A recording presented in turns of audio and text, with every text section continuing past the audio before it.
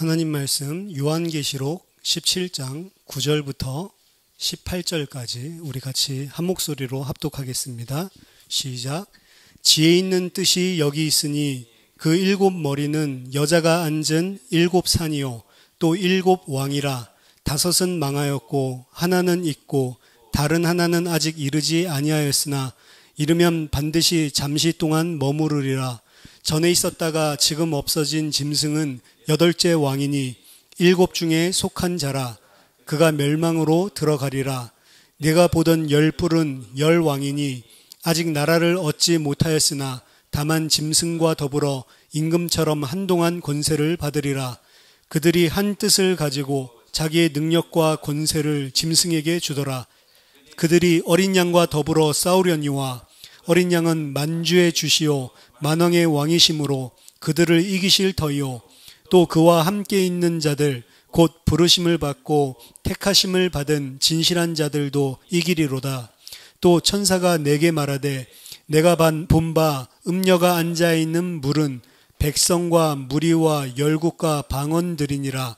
내가 본 바 이 열뿔과 짐승은 음녀를 미워하여 망하게 하고 벌거벗게 하고 그의 살을 먹고 불로 아주 사르리라. 이는 하나님이 자기 뜻대로 할 마음을 그들에게 주사 한 뜻을 이루게 하시고 그들의 나라를 그 짐승에게 주게 하시되 하나님의 말씀이 응하기까지 하심이라. 또 내가 본 그 여자는 땅의 왕들을 다스리는 큰 성이라 하더라. 아멘. 오늘 본문 말씀으로 음녀의 멸망이라는 제목으로 같이 말씀 나누겠습니다. 이 음녀의 멸망은 18장에서도 이야기들이 계속해서 나오는데 음녀는 이미 설명을 했지만 다른 것이 아니라 바벨론이다라고 큰 성이라고 하고 또 바벨론이다라고 밝히고 있습니다. 그럼 큰 성 바벨론이라고 하는 것은 어떤 특별한 한 나라냐? 특별한 한 나라라기보다는 경제적인, 문화적인, 종교적인 이 세상의 제도와 시스템을 이야기합니다.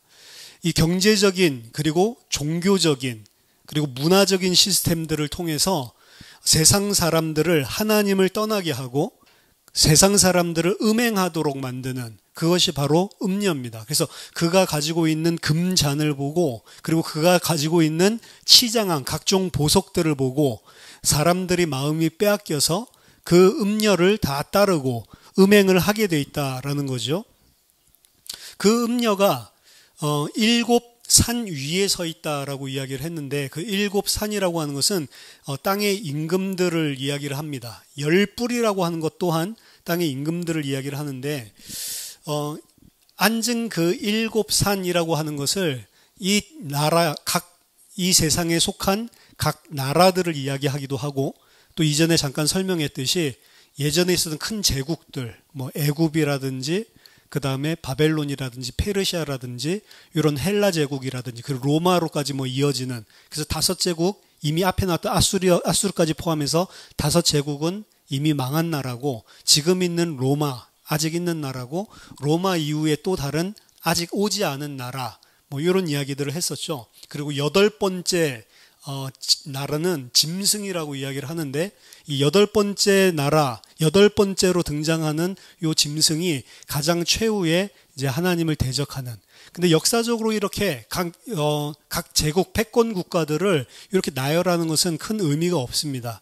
그래서 그때 시대에 있었던 무슨 애굽이라든지 아수르라든지 이런 나라들을 구체적으로 이야기하는 것이 아니고 각 시대에 있는 그 나라들, 각 시대에 하나님을 알지 못하도록 하나님과 정반대적인 성격을 가지고 있는 이 세상의 주권자, 세상의 나라들을 의미한다라고 보면 됩니다. 지금 있는 로마라고 하는 것은 1세기에 말한 망한 로마, 그게 여섯 번째 나라를 말하는 것이 아니고 지금 우리가 속해 있는 이 나라와 국가 시스템이라고 보시면 됩니다.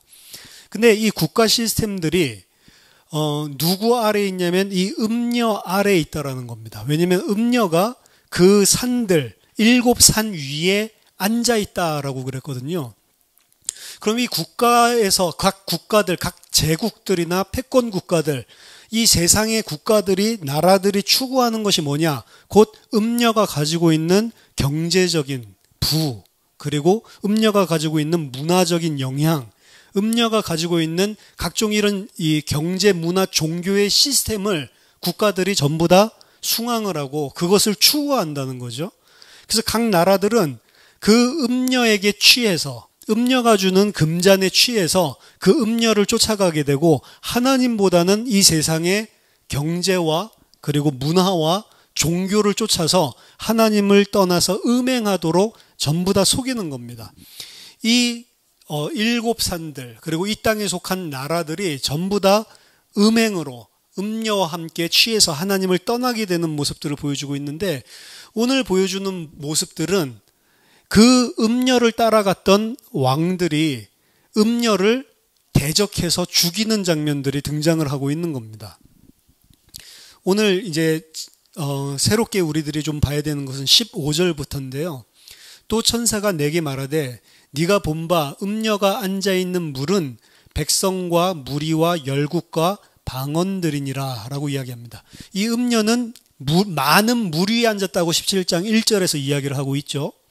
그리고 또 17장 9절에서는 여자가 7산 위에 앉아있다라고 이야기를 합니다. 그러니까 많은 물 위에도 앉아있다고 하고, 그리고 7산 위에도 앉아있다라고 합니다. 그리고 15절에서도 앉아있는 물에 대해서 설명하죠. 앉아있는 물은 백성과 무리와 열국과 방언들이니라. 이건 이 세상의 나라들, 민족들, 요걸 국가 시스템들을 이야기를 합니다. 그러니까 7산이랑 그런 많은 물들은 통한다라고 보시면 돼요.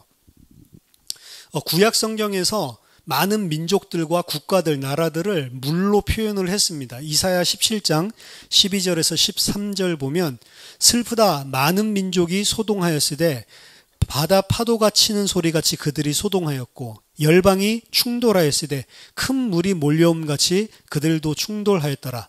열방이 충돌하기를 많은 물이 몰려온과 같이 하나 주께서 그것들을 꾸짖으시리니 그들이 멀리 도망함이 산에서 겨가 바람 앞에 흩어진 같겠고 폭풍 앞에 떠도는 티끌 같을 것이라. 여기서도 보면 많은 민족과 열방들을 표현하기를 많은 물이라고 비유를 하고 있죠.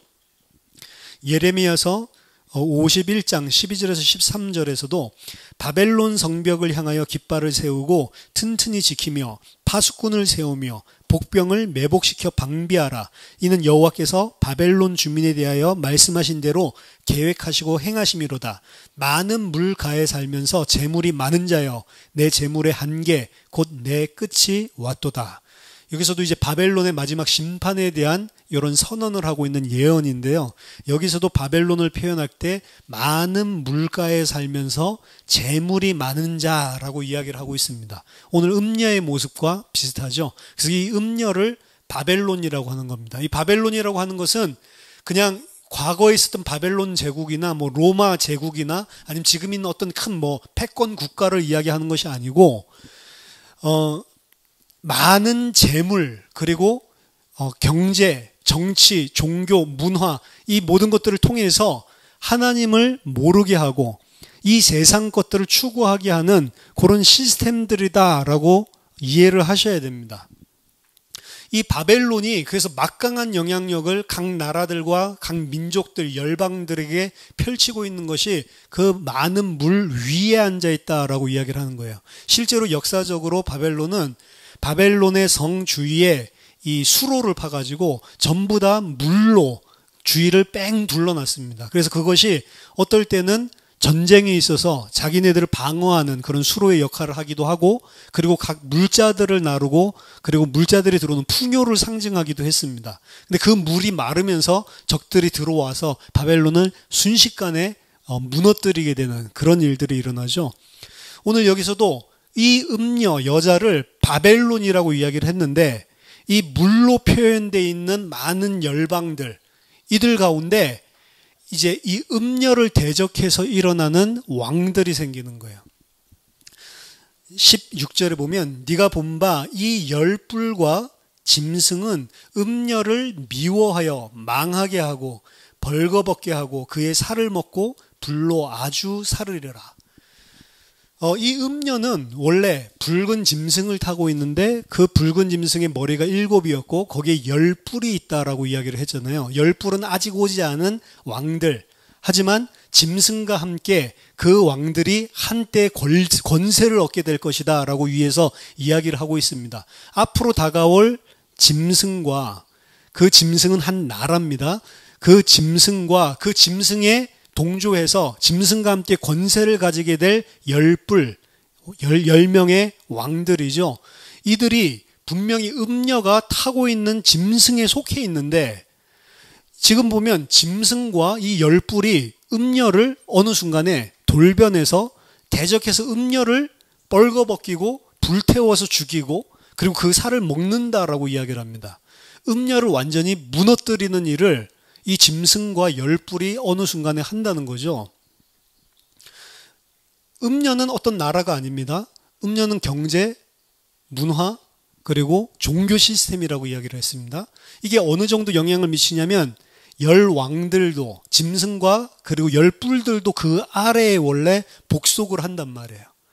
근데 어느 순간에 그 가운데 있었던 짐승과 10뿔이 일어나서 이 음녀를 죽여버리는 일들이 발생한다고 합니다.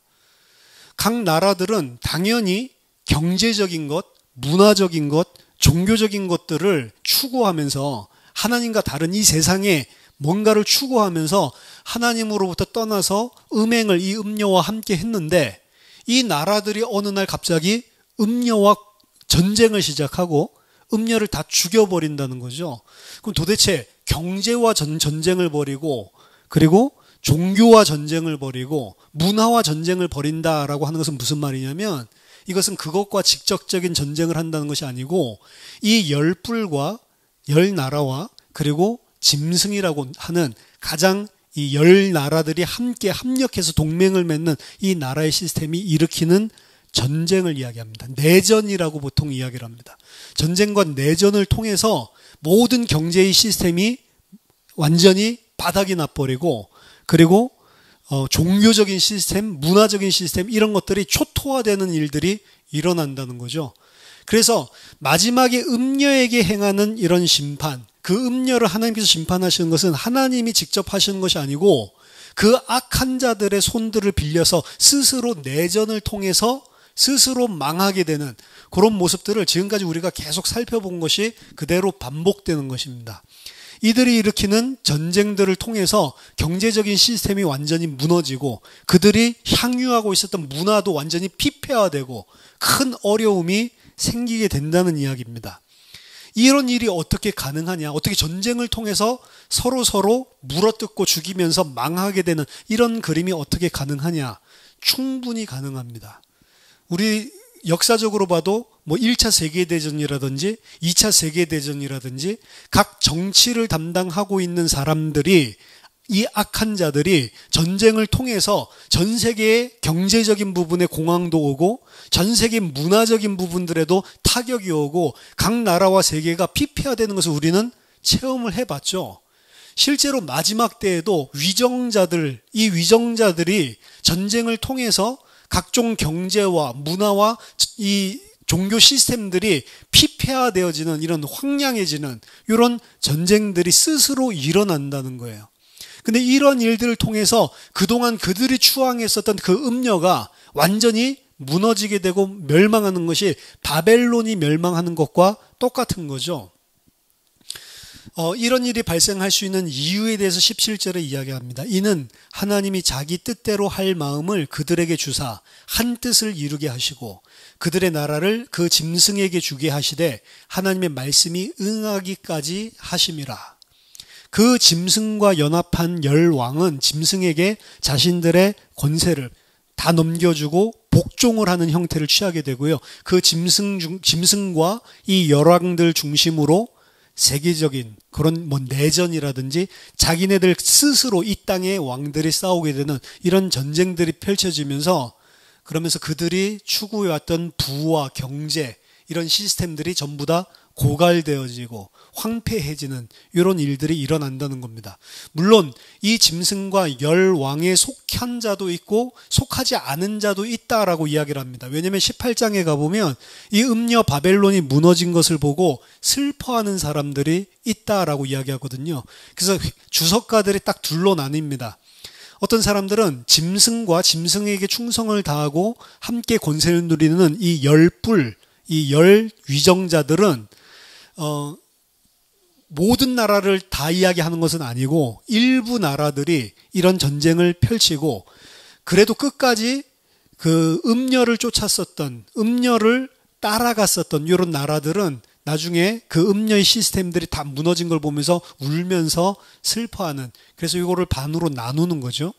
하지만 또 다른 해석가들은 뭐라고 이야기를 하냐면, 아니다, 이들이 원래 자기네들이 추구했었던 경제, 문화, 이 시스템을 무너뜨리려고 한 것이 아니고 자기 자신들의 욕심을 가지고 다른 나라들을 침략을 하고 전쟁이 벌어지게 되면서 뜻하지 않은 결과로 경제 문제와 그리고 문화 문제, 모든 시스템들이 다 파괴되는 이런 상황들이 오게 됐을 때 도대체 우리가 무슨 일을 한 거지?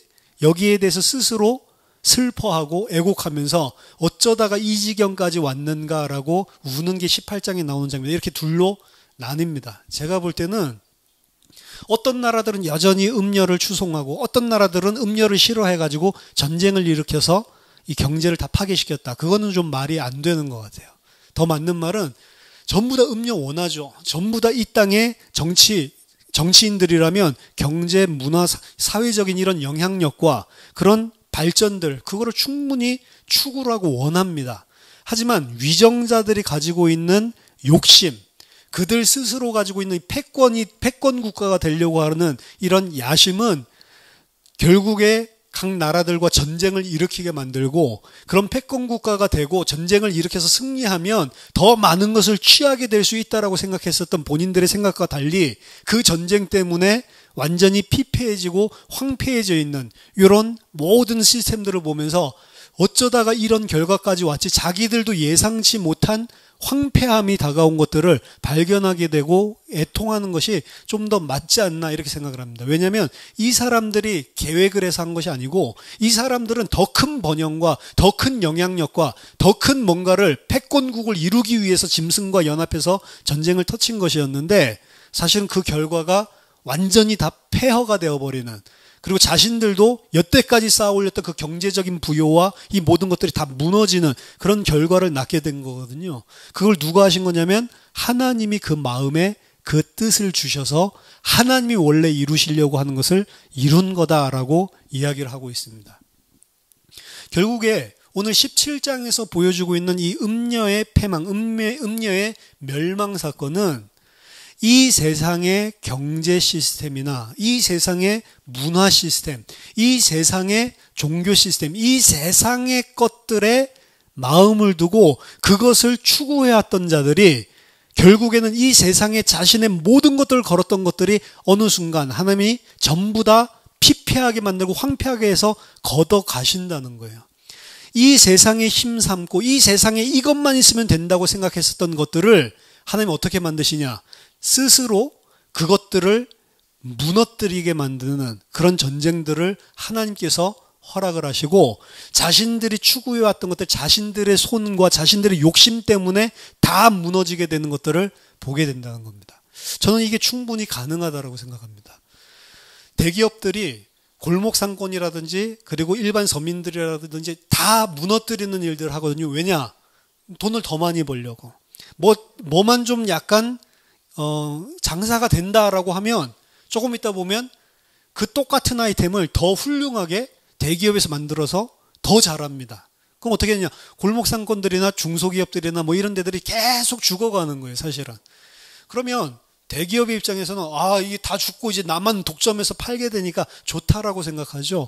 근데 이게 계속 지속이 되고 계속 그런 형태로만 진행이 되면 어떻게 되냐면 자기네들 빼놓고 전부 다 무너지고 다 죽게 됩니다. 결국에는 자기 스스로도 돌릴 수 없는, 자기네들이 만들어서 팔 대상이 있어야 되고 자신들도 소비자가 있어야 되고 뭔가 이 시스템이 돌아야 되는데 이 어느 정도의 욕심 이상의 과한 부분들이 어떤 포인트를 지나게 되면 오히려 자신들이 모든 것을 다 차지했다고 생각하는 순간부터 무너지기 시작할 수도 있는 게 이 세상의 묘한 것입니다.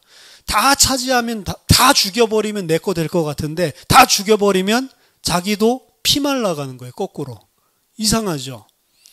아이들이 많이 태어나니까 문제라고 했잖아요. 원래 우리나라가. 이래가지고 산하 제한을 하고 뭐 한 명만 낳아 뭐 잘 키우자 그런 포스터를 어렸을 때 저는 그렸거든요. 근데 이제 한 명만 낳아 잘 기르자 그게 아니고 이제 2명, 3명 낳아야 된다고 말을 하는데도 이제 한 명 낳아 잘 키우기도 힘들다고 계속 안 낳습니다. 급기야는 이제는 고등학생 졸업 숫자가 대학 입학 정원보다 적어졌어요. 그래서 우리나라에 있는 대학들 중에 지금 엄청나게 많은 대학들이 새롭게 생겼는데 이름도 듣도 못한 그런 대학들이 너무 많아졌는데 이제 그런 대학들에는 입학생 지원자가 한 명도 없는 과들도 있답니다. 그러니까 엄청나게 많은 대학들을 만들어 놓고 엄청나게 많은 사람들을 받을 준비는 다 해놨는데 정작 새롭게 태어나는 우리 후대들이 없으니까 결국에는 이 저출산 때문에 우리나라의 씨가 말라 들어가는 거죠. 이 문제가 보통 문제가 아니다라고 이야기를 하더라고요. 지금 사교육 시장도 엄청나게 큰 시장들인데 100조가 넘게 돌아가고 있는 그 시장이 이제는 거의 다 문 닫아야 될 판이고 거의 지금 다 학원들도 문 닫고 있고 전체적인 시스템 자체들이 전부 다 바뀌고 있습니다. 아이들 많이 나왔을 때 문제된다고 생각을 했는데 많을 때도 문제지만 많으니까 문제야 안 낳자 해버렸더니 안 낳으니까 또 문제야. 이게 하나님이 아닌 다른 시스템의 가장 큰 문제입니다. 무엇인가를 가지면 그것이 행복을 줄 것 같고 무엇인가를 가지면 그것이 권력과 힘과 생명이 될 것 같았는데 실제로는 그것을 막강하게 주면 줄수록 그런 생명과 권력과 능력이 나오는 게 아니고 거꾸로 파괴되어지는 일들이 벌어질 수가 있단 말이에요. 경제뿐만이 아니고 모든 것 다 똑같습니다. 패권국가 하나가 일어나서 전 세계를 다 차지하면 그러면 모든 권력을 가지고 잘 돌아갈 것 같죠. 그런 나라가 없습니다. 그렇게 큰 나라를 영토를 다스린 나라치고 얼마 가지 않아서 안 망한 나라가 거의 없을 정도입니다. 거의 대부분은 멸망한단 말이에요. 왜 그런 역사의 패턴들이 강조되냐? 사람들은 자신의 욕심을 가지고 극대화시켜서 이 땅에서 추구했었던 뭔가를 차지하면 될 걸로 생각을 한단 말이에요. 이건 개인도 그렇고 국가도 똑같습니다. 국가들의 전쟁도 얼마나 심각한지 몰라요. 북한 한 나라가 뭐 핵을 가진다 안 가진다에 전 세계의 열강들이 다 관심을 갖잖아요. 좀 자기네들도 가지고 있는데 뭐 조그만 나라가 개발했나 보다 자기네들도 하나 있으면 되겠지 뭐 이렇게 생각해 주는 게 아니고 그거 하나 가지고 엄청나게 눌러버리거든요. 그러면 자기네들은 핵을 가지고 있는데 다른 나라들은 새로운 나라들은 이제 너희들은 핵 가지면 안 돼 이래가지고 엄청나게 경제적인 정치적인 이런 조치들을 취하죠. 그리고 그거 이제 우리가 포기할게 하니까 그래 그럼 돈 줄게 막 이런 식으로까지 회유를 하면서 이 사람들 생각은 뭐냐면 원하는 거는 딱 뭐 미국이면 미국 아니면 러시아면 러시아 이 각 나라들이 원하는 거는 전 세계 모든 나라들이 다 핵이 없고 나만 핵이 있으면 좋겠다 이 생각 가지는 거예요. 그러면 내가 어떻게 할 수 있어요? 전 세계를 다 쥐락펴락할 수 있으니까 막강한 권력, 막강한 힘을 가지고 내가 내 마음대로 하면 좋겠다.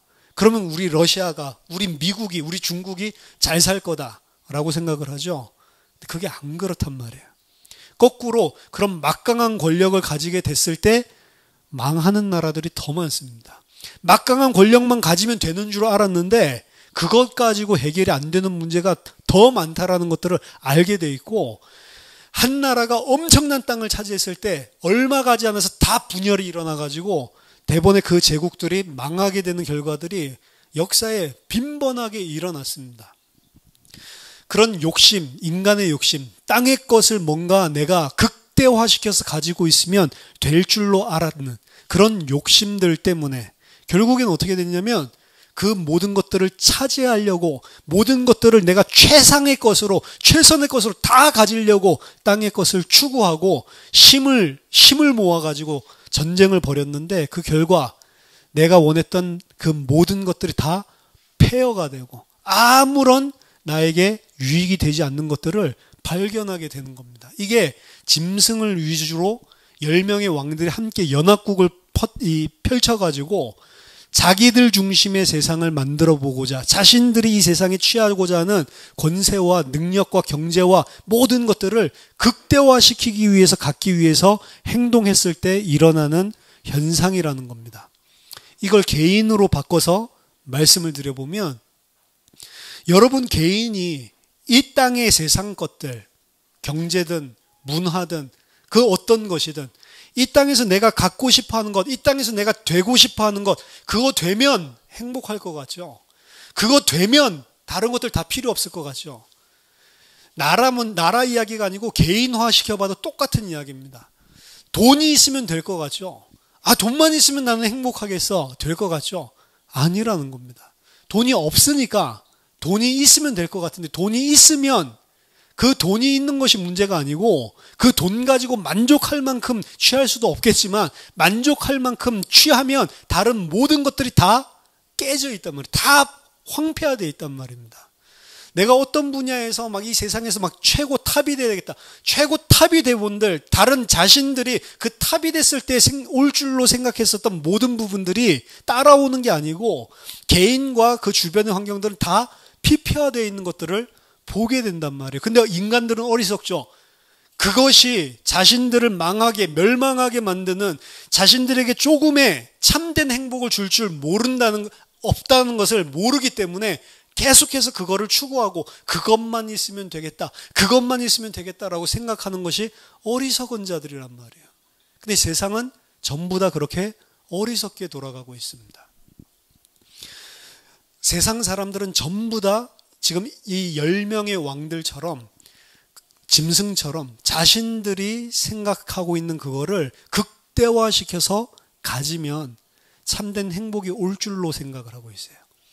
하지만 극대화시켜서 가지려고 하는 그 배후에는 뭐가 깔려있냐면 나 중심의 성공, 나 중심의 이 권세와 능력을 가지고 모든 것을 다 통치하는 이 왕이 되려고 하는, 하나님의 자리에 앉으려고 하는 인간의 죄성이, 욕심이 밑바탕에 쫙 깔려 있는 겁니다. 그렇기 때문에 내가 원하는 것을 추구해서 무엇인가를 얻는 행위가, 이 세상의 것을 뭔가 힘삼아서 그거를 얻으려고 하는 행위는 반드시 급수적으로 뭘 따르게 되냐면 다른 사람 혹은 다른 나라를 짓밟는 것들을 전부 다 배경으로 수반을 하고 있어요. 근데 내가 그걸 극대화시켜서 취한다는 이야기는 다른 상대편, 반대편에 있는 사람들을 극대화시켜서 짓밟았다라는 이야기입니다. 사실은. 이게 이제 인간의 세상 시스템과 세상의 것을 추구하는 욕심 가운데서 나오는, 당연하게 나오는 결과란 말이에요. 이전에 제가 한번 설명을 했잖아요. 대학 들어갈 때까지 모르다가 책 몇 권 읽고, 아, 이 사회라는 게 그렇게 항상 반대급수로 움직이는 게 있구나. 누군가가 잘 되면 안 되는 사람이 있고, 안 되는 사람이 있어줘야 누군가가 많은 것들을 취하게 되는 것들이 항상 이 억압과 착취라고 이야기를 하죠. 그래서 억압을 하고 착취를 당하는 이런 뭔가의 시스템들이 항상 존재를 하는 거구나, 이 세상에. 그런 게 없이 다 잘 되면 좋겠는데, 말로는 다 잘 되면 좋겠다고 이야기하지만 사람은 나 잘 되면 좋겠다, 항상 이렇게 생각하거든요. 그럼 예를 들어서 대학을 들어가려고 해도 정원수가 정해져 있기 때문에 누가 들어갔다라는 거는 누군가가 못 들어가는 걸 항상 깔고 있다고요. 근데 누군가가 열심히 해가지고 정당하게 잘 들어가면 억울하지는 않을 건데, 누군가가 예를 들어서 경제적인, 사회적인 지위를 가지고 그 자리를 차지해서 들어갔기 때문에 누군가가 떨어졌다, 이러면 이 사람은 착취를 당하는 거죠, 사실은. 근데 그런 것들이 많습니다, 세상에는. 전 미국에는 없는 줄 알았는데 미국은 더 철저합니다. 그래서 조지 부시 같은 대통령도 사람들 말도 어눌하게 한다고 하고 미국 사람들이 굉장히 놀리고 막 패러디도 하고 이러지만 그래도 다 명문대학 나오는 거예요. 그런 집안에 있는 사람들은 그런 집안에서 추천서만 써주면 웬만하면 다 받아줍니다. 왜? 정치, 경제적으로 힘 있는 사람들이고, 이런 사람들이 우리 학교에 오고 도네이션 하면 전혀 이 부담될 게 없거든요. 그러니까 명문가의 집안에 있는 사람들은 명문대학 가기도 훨씬 쉬운 거예요, 사실은. 그러니까 그 사람이 들어갔으면 원래 명문가 아닌데 열심히 공부했었던 사람 한 사람은 떨어졌다는 이야기죠. 그 사람이 차지하고 들어간 거죠. 그러니까 내가 뭔가가 잘 되면 상대방이 뭔가 안 되는 이 반대급수적인 게 항상 있단 말이에요. 그래서 이 반대급부에 있는 사람들이 다 무너져 버리면 그럼 어떻게 되냐? 나는 그럼 행복해지냐? 안 그렇단 말이에요. 그러니까 이게 어느 한계점을 통과를 하게 되면 그 다음에는 모든 시스템이 다 무너지게 되는 일들이 일어납니다. 뭐 그렇게 해서 공산주의 혁명들도 일어난 거죠. 워낙 빈부격차 심해지고 이러다 보니까 이제는 빈민계급이, 농민계급이 전부 다 들고 일어나 버린 거죠. 많은 1%, 0.001%의 사람들이 전 세계를 다 차지하고 싶어 하는데 그 사람들이 차지하면 행복해지냔 말이에요. 아니요. 그 사람들이 생각하는 것들을 이룰 때쯤이면 전부 다 황폐화되어 있다니까요. 사실은. 근데 사람들은 그거를 보지 못하는 겁니다. 내가 원하는 거 그거 얻어내면 다 될 줄로 생각을 해요. 크게 세계대전이나 그리고 큰 나라들 생각하지 마시고 개인화시켜서 생각을 해보세요. 항상 계시록은 지난주 말씀드렸지만 이게 내 안에 있는 싸움부터 시작을 해야 된다고요. 그리고 교회 공동체 안을 봐야 되고 그리고 전 세계와 각 나라, 외부의 나라들을 쳐다봐야 된다고요. 내 안에서부터 쳐다봐야 됩니다. 내가 그토록 원하는 것들을 취하면 그것이 이 땅의 것, 이 세상의 것이라고 생각을 하고 그걸 취하면 과연 행복해질 것 같냔 말이에요. 안 그런데 사람들은 전부 다 음녀가 준 금대접잔에 취해서 그것만 있으면 될 것 같다라고 생각을 하고 있거든요. 그리고 그것이 어느 정도 있는 사람들을 쳐다보면 아, 그게 맞는 것처럼 보입니다. 그래서 그 사람들을 쳐다보면서 아, 나도 저 자리에 앉게 되면 얼마나 행복할까라고 생각을 하거든요. 근데 그 사람은 실제로 그 자리에 앉게 되면 그것 때문에 주는 행복이나 만족감은 극감하게 떨어지게 되어 있습니다. 여러분, 우리나라가 못 사는 것 같고 여러분들이 경제적으로 어렵다라고 이야기를 하지만 전 세계적으로 보면 우리나라에 있는 사람들은 굉장히 잘 사는 겁니다. 요즘에는 공중 화장실 가도 다 뜨거운 물 나오잖아요. 그렇죠? 뜨거운 물 나오는 나라가 어디 있어요? 공중 화장실 갔는데 뜨거운 물 나오는 나라가 많지 않습니다. 일본에도 각 나라들 무슨 고속도로 같은 데 가도 뜨거운 물 잘 안 나옵니다. 근데 우리나라는 이제 요새는 거의 다 뜨거운 물 나오고 이 마음껏 쓸 수 있거든요. 화장실도 정말 깨끗해졌거든요. 너무너무 발전한 나라예요. 내가 이 집에 와서 에어컨 틀 수 있는 나라가 많다고 생각하십니까? 아니에요. 각 선교지 한번 가보세요. 에어컨 없는 나라가 부지기수라고. 우리나라도 얼마 전까지만 해도 에어컨 있는 가정이 20년, 30년 전만 해도 많지가 않았었다고요. 근데 지금 너무너무 부유해졌죠. 근데 그 안에서 다 너무 힘들다. 죽을 것 같다. 상대적인 빈곤감들을 느끼고 있죠. 이 이야기를 들으면 70년대, 60년대 혹은 50년대 보릿고개를 지나오신 분들은 야, 이것들이 배가 불렀구나. 보릿고개라는 이야기가 뭔지 알아? 요즘 애들 보릿고개가 무슨 말인지를 모르더라고요. 근데 저는 어렸을 때 아버지한테 귀에 못이 박히도록 보릿고개 이야기를 들었거든요. 왜? 밥을 갖다가 한 숟가락만 남기면 보릿고개 이야기가 그때부터 시작이 되는 거예요. 죄라는 거죠. 이걸 갖다가 어떻게 남길 수가 있냐. 아빠가 먹을 게 없어가지고 아버지가 그 산에 올라가서 나무 껍질, 그 껍질 딱 까가지고 그 안에 있는 속살 있잖아요. 그거 뜯어먹은 이야기. 이런 거 해주시고, 그거 갖다 또 풀 모아가지고 뭐 죽 만들어서 먹는 이야기. 쌀로도 만드는 게 아니고. 이런 이야기 해주면서 남기면 안 된대. 그래서 제가 그게 하도 귀가 못이 박히도록 들어서 밥을 안 남깁니다. 웬만하면. 싹 깨끗하게 먹거든요.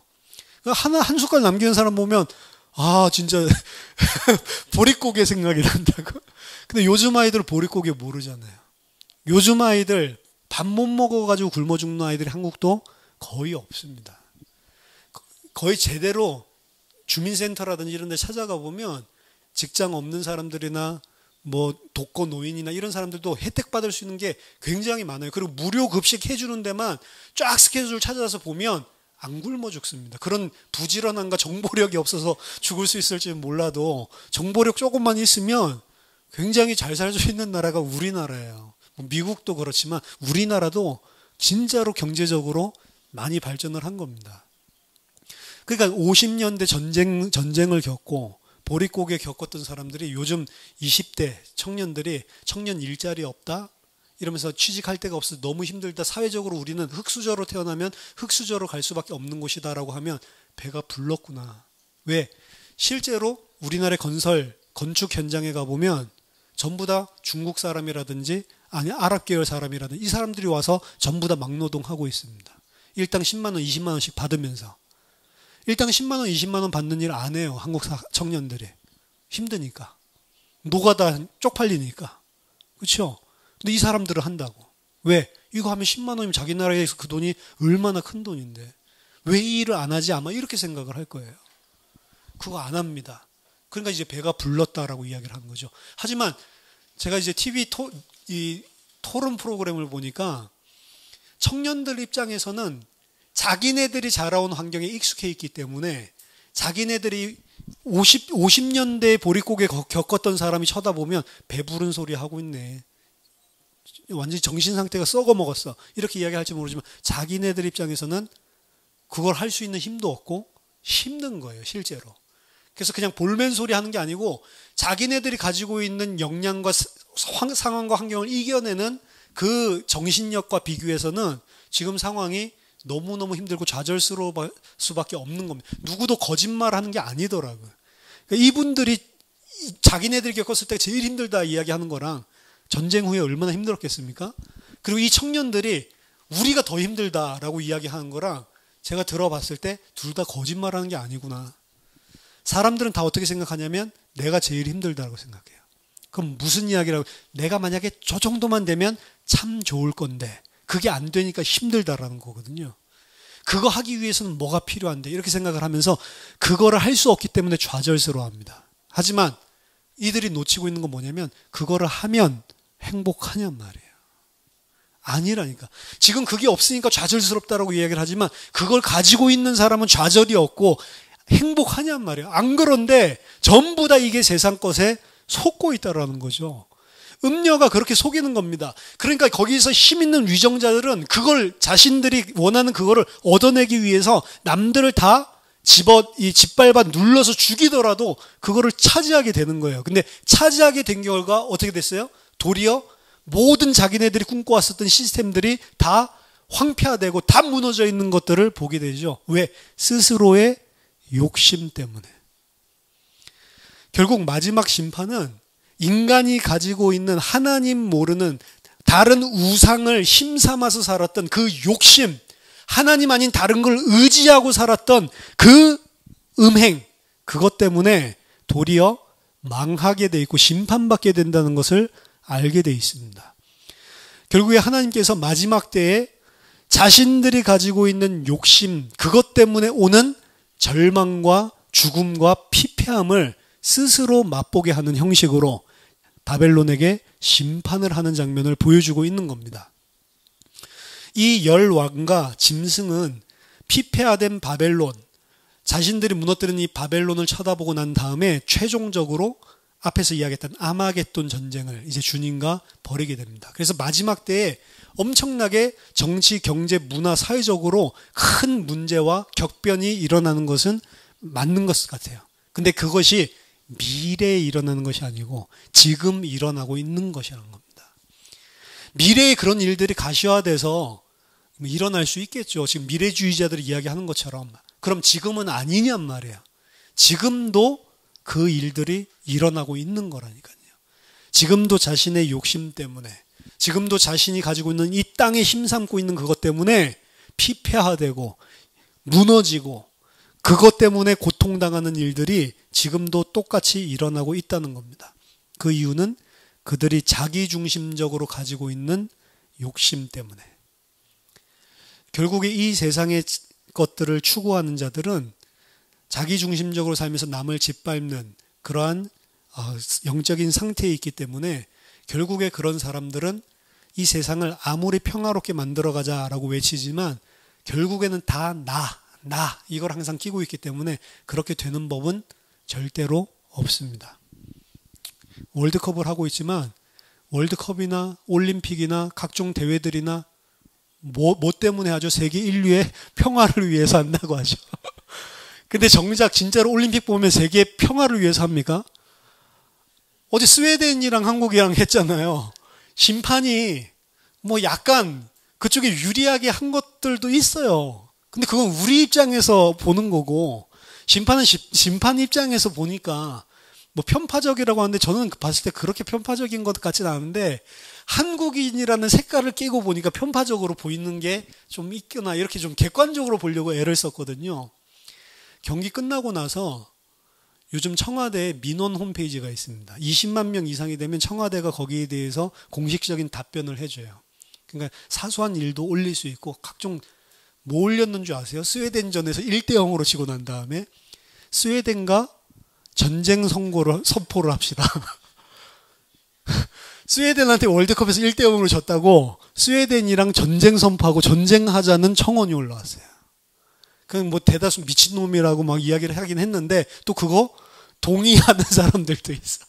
스웨덴이랑 전쟁을 벌여야 된다고. 와, 저는 그거 보면서 야, 이 월드컵이 지금 축구에서 1대0 졌다고 한 나라랑 전쟁을 하자고 하는 게 제대로 된 생각이냐. 근데 그 사람은 너무 무식하게 자기 마음을 그렇게 표현했지만, 월드컵 보면서 하는 생각은 제가 봤을 때 대동소이하다고 봅니다. 한국 이기면 와 좋고, 한국 지면 막 슬프고. 근데 반대급부 생각해요. 한국 이겨서 막 좋다 하면 상대방 나라는 막 울고 있고, 한국이 막 싫다고 상대는 좋다고 하고. 이게 세계 평화예요? 말도 안 되죠. 세계 평화를 위해서 한다고 하지만 전부 다 베이스에 들어가 보면 나 중심이에요. 결국에는 이 세상의 것들을 추구하고 이 세상의 것들을 붙잡는 거는 나는 살고 다른 사람들은 다 짓밟아 죽이는 거예요. 뭐가 안 되죠? 나를 부인하는 게 안 되고 이웃을 내 몸과 같이 사랑하는 게 안 된단 말이에요. 근데 하나님의 백성들은 그 세상의 논리와 반대되게 사는, 나를 부인하고 내 이웃을 내 몸과 같이 사랑하고, 그것이 바로 어린 양과 하나님의 백성들의 공통적인 연합된 그 안에서 나오는 특징이고 삶이고 모습입니다. 14절에 보니까 열뿔과 그리고 짐승은 어린 양과 더불어서 싸우게 되죠. 이게 이제 나중에 음녀를 먼저 멸망시키고 나서, 바벨론 멸망시키고 나서 최종적으로 어린 양과 전쟁이 벌어지는, 그게 아마겟돈 전쟁인데, 그 전쟁이 이제 일어납니다. 근데 14절에 그들이 어린 양과 더불어 싸우려니와 어린 양의 만주해 주시오 만왕의 왕이심으로 그들을 이기실 터이요. 또 그와 함께 있는 자들 곧 부르심을 받고 택하심을 받은 진실한 자들도 이기리로다. 그 세상 중심으로, 나 중심으로 살고 있는 자들이 어린 양과 싸우는데, 그 사람들을 표현하기를 왕들이라고 표현했습니다.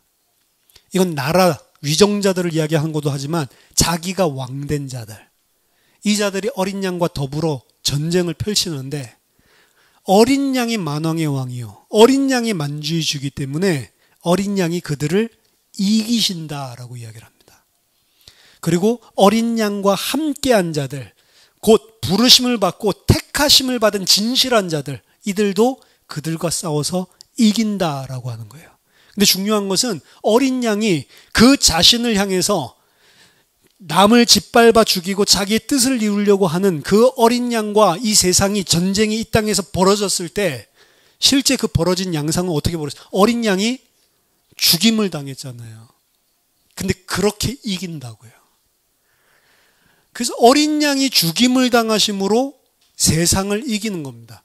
그럼 세상을 이기는 전쟁, 세상을 이기는 어린 양과 그와 함께, 어린 양과 함께 있는 부르심을 받은 진실한 자들, 그 자들은 세상과 싸우는데 세상과 어떻게 싸워서 이기냐? 세상 속에서 나를 부인하고 내 이웃을 내 몸과 같이 사랑하고, 내가 죽더라도 저 사람들을 살리고 저 사람들을 사랑하는 그 모습 속에서 승리하게 되는 거란 말이에요.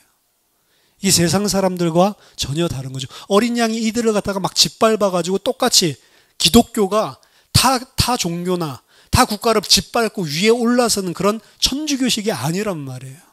오히려 세상이 핍박하고 잡아 죽이는데 거기에 자기 자신을 내주면서까지 그들을 살리고 그들을 내 몸처럼 사랑해주는 그것으로 승리하는 겁니다. 그게 어린 양의 승리란 말이에요.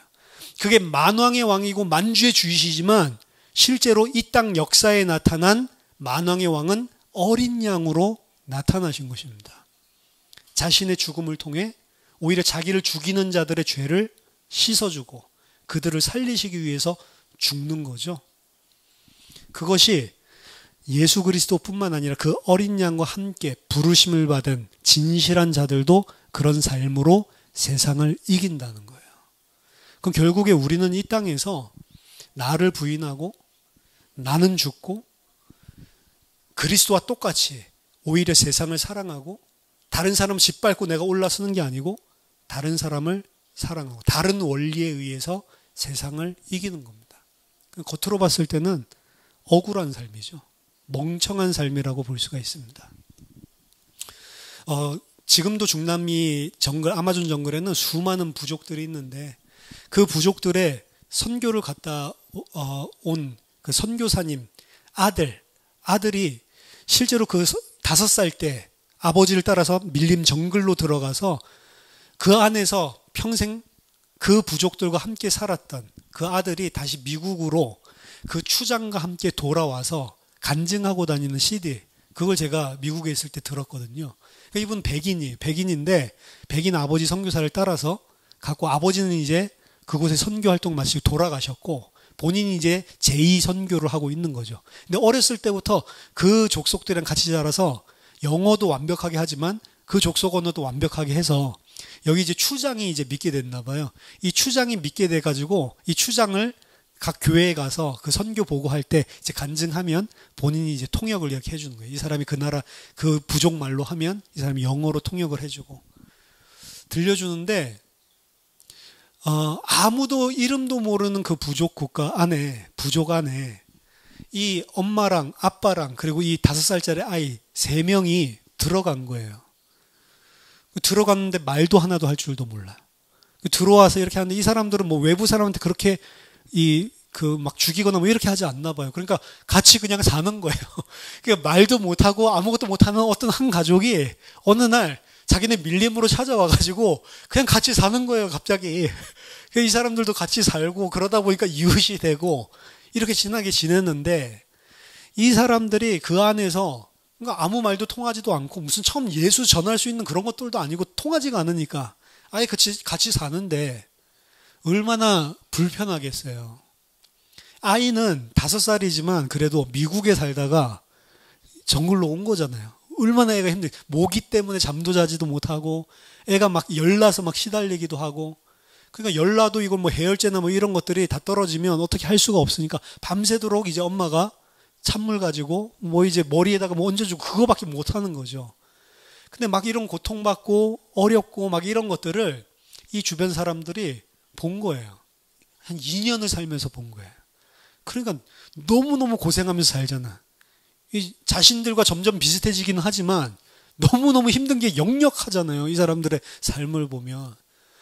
어느 날 밤에 이 아이가 너무 아파가지고 막 울면서 이제 이 아이도 이제 점점 그 부족말이 편해지니까 그 부족말로 하는 거를 이 부족 사람들이 들은 거예요.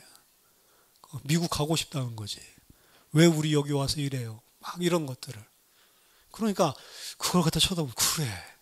왜 저 사람들이 여기 와서 이렇게 살고 있을까? 이 사람 원래 의사였다고 그러더라고요.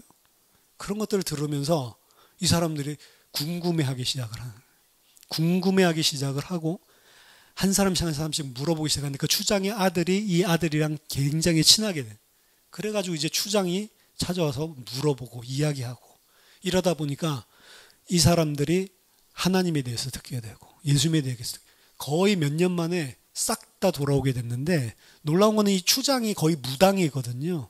이 추장이 늘 환각 상태에서 이 영계를 쳐다보는데 자기가 섬기는 신이 있고 그리고 빛의 아들이 있다고 그러더라고요. 그래서 자기가 섬기는 신이 빛의 아들이 대적이라고 어렸을 때부터 이야기해 줬기 때문에 그 대적이랑 그 빛의 아들이랑 계속 싸웠다는 거예요, 자기가. 그랬는데 이 빛의 아들에 대해서 이 성경 이야기 해주다 보니까 해주니까 그거 나쁜 놈인데, 그거 사탄인데, 뭐 우리 식으로 치면 이렇게 이야기하는 거예요. 아니다. 그 빛의 아들이 사탄이 아니다. 빛의 아들이 무엇인지 설명해 줄게. 이런 식으로 그 사람 수준에 맞게끔 하나둘씩 풀어주기 시작하는데, 이 사람이 그럼 내가 지금까지 섬기고 있었던 이게 아니고 참신이 있구나. 난 그걸 모르고 참신을 대적했구나. 이러면서 이제 복음을 나중에 딱 받게 되고, 이 사람이 완전히 뒤집어지게 됐어요. 그 예수 그리스도의 십자가에 대해서 딱 듣는 순간에 가슴에서 막 토가 올라오면서 이 사람이 이틀 동안 알았는데, 이틀 동안 알으면서 하나님이 강력하게 좀 역사를 하신 것 같아요. 이 사람 속에 완전히 새롭게 되는, 그러면서 예수 그리스도가 나 때문에 죽었다는 이 통렬한 눈물이 거의 하루 종일 튀어나오고, 이러면서 이 사람이 뒤집어졌는데, 이분이 이렇게 자기가 어떻게 예수 믿게 됐는지 간증 중에 저는 그게 가장 가슴에 부딪히더라고요. 그때 당시에 저는 세계복음 한다고 세계 대학을 살리고 엘리트 살려야 된다고 대학 가서 막 전도하고 있을 때인데, 이게 전도고 이게 선교 아닌가? 그런 사람들이 하고 있는 그게 진정한 선교고, 그 사람들을 통해서 하나님께서 전 세계 모든 사람들에게 예수를 전하는 거 아닌가라는 생각이 들었어요. 성경에서 말하고 있는 무슨 전략을 갖다가 잘 찾아내고, 성경에서 말하는 사람들에게 확 빨리 올 수 있는 이런 메시지를 찾아내고 이런 게 아니고, 저 사람들이 하는 게 아닐까? 내가 하는 세계복음화가 맞는가? 저 사람이 하는 세계복음화가 맞는가? 라고 생각을 해봤는데, 그때 양심적으로 이 사람들이 하는 게 훨씬 낫다. 진짜 우리가 하고 있는 건, 내가 하고 있는 전도 활동들, 이거는 내밀 수도 없는 거다. 저게 전도지, 저게 선교지라는 생각이 들었어요. 왜요?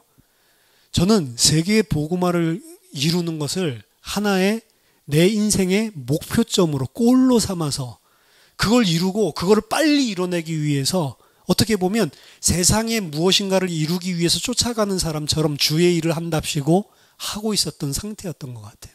하지만 이 사람은 자기를 부인하고 그리스도께서 죄인을 위하여서 죽었고, 그 죄인을 위해서 죽으신 그 사랑을 전하기 위해서 그곳에 가서 자기를 다 내려놓고, 자기를 죽음 속에, 자기를 완전히 부정하고 십자가를 지는 삶을 산 게 아닌가. 그 속에서 진정한 예수가 증거되지 않았나, 이런 생각을 해봅니다. 어떻게 보면은 우리들이 많은 사역하는 게 하나님께서 원하시는 게 아니고, 진짜 예수 믿는 사람이 되기를 원하시는 거예요. 요한복음 6장에서 28절에 우리가 어떻게 하여야 하나님의 일을 하겠습니까? 라고 물어봤을 때 6장 29절에 하나님의 아들을 보고 믿는 것이 하나님의 일이니라. 하나님은 우리를 통해서 이 세상의 임금들처럼 무엇인가를 내가 얻어내고, 내가 얻어내면 어떻게 돼? 반대급수적으로 다른 데는 다 죽는다니까요. 왜? 나를 위한 욕심이니까. 교회 커지는 것도 그래서 좋아할 필요 없어요. 거의 교회 성장하는 교회들이 거의 대부분 이 교회에서 저 교회로 옮겨가지고 부흥되기 때문에, 이 교회 잘 되잖아요. 그럼 다른 교회들 다 어려워요. 힘들어해요. 뉴저지에 한 교회가, 큰 교회가 생겼는데 1년 만에 금방 2,000명 넘어간 이런 교회가 있습니다. 그래서 그 교회의 별명이 뉴저지에서는 진공청소기였어요. 모든 뉴저지 지역에 있는 교회들을 진공청소기 가지고 쫙쫙 빨아들여가지고 급속하게 부흥했다. 그럼 우리 교회 부흥됐다, 너무 좋다라고 하는데 다른 교회는 어떻겠어요? 이게 세상 거랑 똑같잖아요. 하나님 그거 하라고 하는 게 아니잖아요. 우리는 세상에서 뭔가를 취하듯이 하나님의 일을 하는 것도 아니고, 그게 하나님이 원하시는 것도 아닙니다. 하나님께서 진짜로 원하시는 것, 그리고 우리들이 살아야 될 것은 이 땅의 왕들, 짐승과 전혀 다른 목표점이란 말이에요. 거꾸로 우리는 내가 죽고, 그리고 나를 위해서가 아니고 내 이웃을 사랑하고 그들을 살리기 위해서 죽으시고 자기를 부인했던 그 그리스도의 십자가, 그것이 어린 양과 함께 택하심을 받은 진실한 자들이 싸우는 싸움입니다. 만약 이 싸움을 모르고 그 싸움을 싸우지 않는 자들은 전부 다 음녀에게 속아서 쫓아가는, 그쪽으로 뛰어가고 있는 거예요. 근데 그들은 스스로 그 음녀를 망하게 하고, 그 음녀로부터 받는 혜택 또한 전부 다 상실해서 이 세상에 자신이 소망 두고 살았던 것들에 배신감을 느끼고 그것으로는 절대로 자신의 행복을 줄 수 없다는 것을 이 땅에서도 분명히 심판으로 체험하게 되어 있습니다. 우리는 거기서 행복을 찾는 자들이 아니에요. 어린 양과 함께 된 자로서 나를 부인하고 그리고 이웃 사랑하기 위해서 오히려 나를 세우는 게 아니고 그 사람들을 세우기 위해서 살아가는 그 방식으로 이 영적인 전쟁에 싸워서 승리하는 것입니다. 음녀들을 어떻게 멸망시키냐? 음녀들 멸망시키는 게 아니고 내 안에 있는 음녀가 멸망돼야 되는 거예요. 내 안에 있는 이 세상 왕들이 다 무너져야 되는 거예요. 그래서 내가 죽고 그리고 그리스도가 사는 그런 인생을 살아야 되는 겁니다. 그것이 우리들이 음녀 멸망에서 봐야 되는 거예요. 아, 이 세상의 음녀, 이 세상의 경제 시스템들이 다 무너지고 앞으로 미래에 엄청난 이런 세상이 생기겠구나. 아니요, 그것이 아닙니다. 진짜 우리가 하나님의 백성이라면, 진짜 우리가 하나님의 백성을 승리한다는 승리는 내 안에서 일어나고 있는 이 승리를 이야기하는 것입니다. 여러분들, 음녀가 멸망했다. 여러분 안에 있는 음녀가, 그리고 여러분 안에 있는 짐승이, 여러분들 안에 있는 열왕이, 열뿔이 전부 다 무너지고 그리스도와 함께 어린 양과 함께 승리하는 저와 여러분 되기를 예수 이름으로 축복합니다. 기도하겠습니다. 하나님 은혜를 감사드립니다. 멸망받을 수밖에 없는 것, 아무것도 아닌 것 쫓아가다가 생명과 영원한 것을 잃게 되는 하나님 열왕들처럼 짐승처럼 음녀처럼 살지 않도록 저희들에게 참된 지혜를 허락해 주시옵소서. 내 자신을 부인하고 그리스도 때문에 그리고 다른 사람 이웃 사랑 때문에 하나님 우리들이 모든 것을 다 십자가에 내놓는 그런 그리스도인 될 수 있도록 은혜를 허락해 주시옵소서. 하나님 많은 일을 이루려고 하지 말고 정말 예수 믿는 자 되도록 축복해 주시옵소서. 예수 그리스도 이름으로 기도하옵나이다. 아멘.